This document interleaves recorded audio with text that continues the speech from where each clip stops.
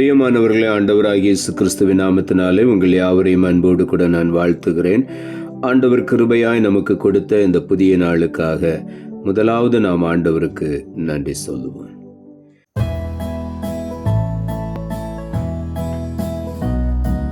மாம்ச கிரியை போக்கும் இயேசு நாயகா,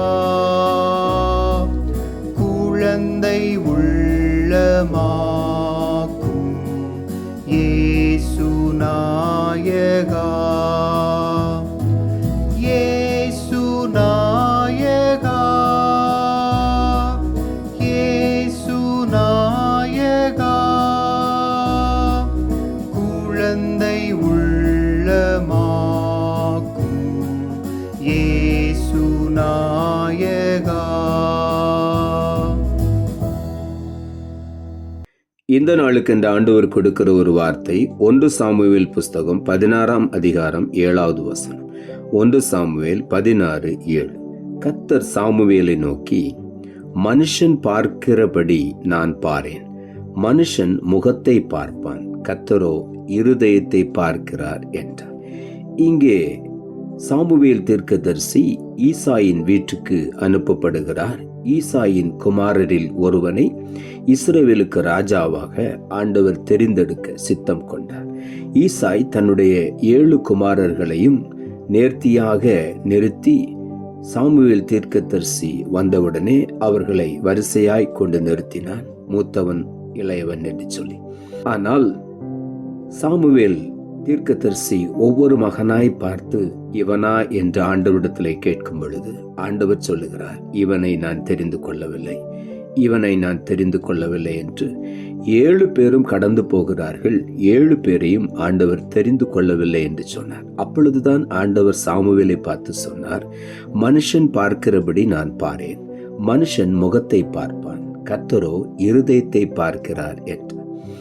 இவ்வளவுதான் உன் பிள்ளைகளா என்று கேட்கும் பொழுதுதான் 8வதாக ஒருவன் ஆடு மேய்த்து கொண்டிருக்கிறான், அவன் வனாந்தரத்திலே இருக்கிறான் என்று ஈசாய் சொன்னார். உடனே சாமுவேல் தீர்க்கதரிசி சொல்லுகிறார், அவனை உடனடியாக அழைத்து கொண்டு வா, அவன் வந்தால் ஒழிய நான் இந்த விருந்திலே கலந்து கொள்ள மாட்டேன் என்று.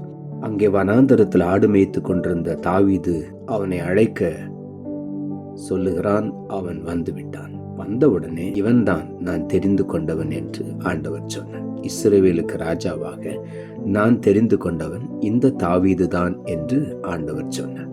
உடனே அந்த தைல கொம்பை எடுத்து தாவீதை அபிஷேகம் பண்ணினான். இந்த காலை வேளையில கர்த்தர் இருதயத்தை பார்க்கிற தேவன் என்று இங்கே வேதம் சொல்லுகிறது. அப்போஸ்தலர் நடபடிகள் 13ஆம் அதிகாரம் 22ஆம் வசனம் சொல்லுகிறது, ஈசாயின் குமாரனாகிய தாவீதை என் இருதயத்துக்கு ஏற்றவனாக கண்டேன், எனக்கு சித்தமானவைகளை எல்லாம் அவன் செய்வான் என்று அவனை குறித்து சாட்சியும் கொடுத்தார் என்று இங்கே வேதம் சொல்லுகிறது. ஆண்டவர் இருதயத்தை பார்க்கிறார். அவன் எனக்கு சித்தமானவைகளை எல்லாம் செய்வான் என்று அவனை குறித்து ஆண்டவர் சாட்சி கொடுக்கிறார். ஆடுகளுக்கு பின்னாக இருந்த தாவீது, தகப்பனால் மறக்கப்பட்ட ஒரு தாவீது, அவனைத்தான் கர்த்தர் தெரிந்து கொண்டார். காரணம், மனுஷன் வெளி தோற்றத்தை பார்க்கிறான், ஆனால் கர்த்தர் இருதயத்தை பார்க்கிறார். தாவீதை பார்த்த பொழுது இவன்தான் என் இருதயத்துக்கு ஏற்றவன் என்று ஆண்டவர் சொன்னார். அவனைத்தான் அபிஷேகம் பண்ணினார். சங்கீதம் 139ஆம் அதிகாரம் 23ஆம் வசனம் சொல்லுகிறது, தேவனே என்னை ஆராய்ந்து என் இருதயத்தை அறிந்து கொள்ளும், என்னை சோதித்து என் சிந்தனைகளை அறிந்து கொள்ளும் என்று தாவீது எழுதுகிறார். இந்த காலை வேளையிலே தாவீது தன்னுடைய இருதயத்தை எப்பொழுதும் ஆயத்தமாய் வைத்திருந்தான். எப்பொழுதுமே அவன் பாடி ஆண்டவரை கீர்த்தனை பண்ணி கொண்டே இருந்தான். அவன் சொல்லுகிறான், கர்த்தரை நான் எக்காலத்திலும் ஸ்தோத்தரிப்பேன், அவர் துதி எப்போதும் என் நாவில் இருக்கும் என்று. இஸ்ரவேலின் துதிகளுக்குள் வாசமாயிருக்கிற தேவன் என்று வேதம் சொல்லுகிறது. ஆகவே தாவீது எப்பொழுதும் ஆண்டவரை, தன்னுடைய இசைக்கருவியை மீட்டு ஆண்டவரை துதித்து கொண்டே இருப்பான். ஆகவே ஆண்டவருக்கு துதி என்றால் பிரியம். ஆகவே தான் தாவீதை ஆண்டவர் தெரிந்து கொண்டார். அவன் எனக்கு சித்தமானவைகளை எல்லாம் செய்வான் என்று. ஆகவே தான் தாவீதும் எழுதுகிறார், என்னை ஆராய்ந்து என் இருதயத்தை அறிந்து கொள்ளும், என்னை சோதித்து என் சிந்தனைகளை அறிந்து கொள்ளும் என்று. எப்பொழுதும் ஆண்டவருக்கு பிரியமாய் இருக்க வேண்டும் என்று விரும்பினபடியினாலே கர்த்தர் தாவீதை தெரிந்து கொண்டார்.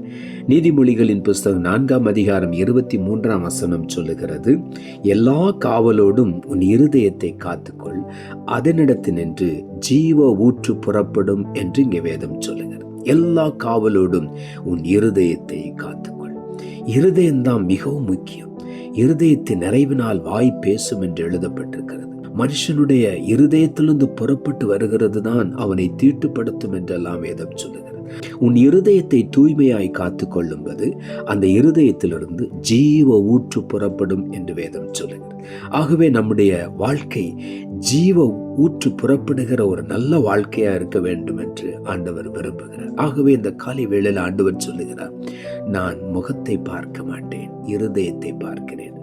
எசேக்கியேல் தீர்க்கதரிசன புத்தகம் 36ஆம் அதிகாரம் 26ஆம் வசனம் சொல்லுகிறது, உங்களுக்கு நவமான இருதயத்தை கொடுத்து உங்கள் உள்ளத்திலே புதிதான ஆவியை கட்டளையிட்டு கல்லான இருதயத்தை உங்கள் மாம்சத்திலிருந்து எடுத்து போட்டு சதையான இருதயத்தை உங்களுக்கு கொடுப்பேன் என்று இந்த காலை வேளையில நம் ஒவ்வொருவரையும் பார்த்து ஆண்டவர் வாக்கு கொடுக்கிறார். ஒரு புது இருதயத்தை உனக்கு நான் கொடுக்கிறேன், புது ஆவியை உனக்கு கட்டளையிடுகிறேன்.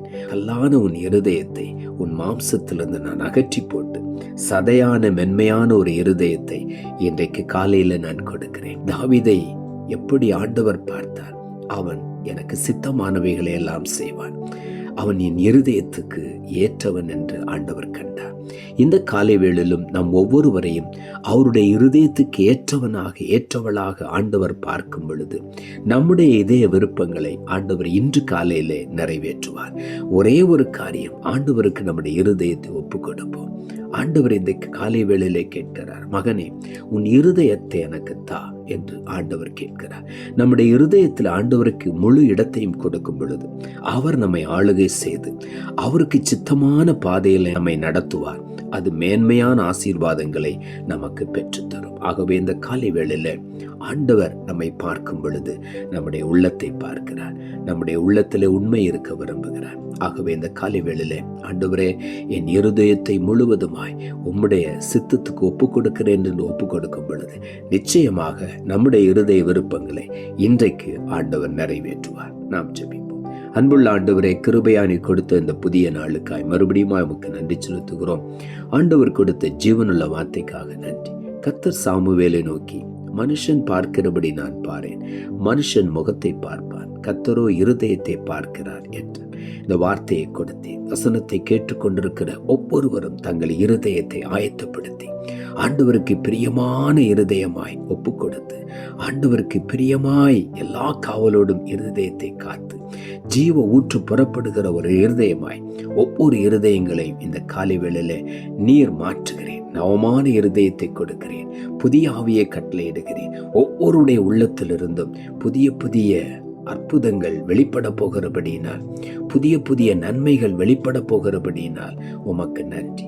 ஒவ்வொரு இருதயத்தின் விருப்பங்களையும் இன்றைக்கு நிறைவேற்றி ஆசீர்வதிக்க போகிறபடியினால் உமக்கு நன்றி. தாழ்த்துகிறோம். இரட்சகர் இயேசுவின் நாமத்தில் ஜெபிக்கிறோம் நல்ல பிதாவே.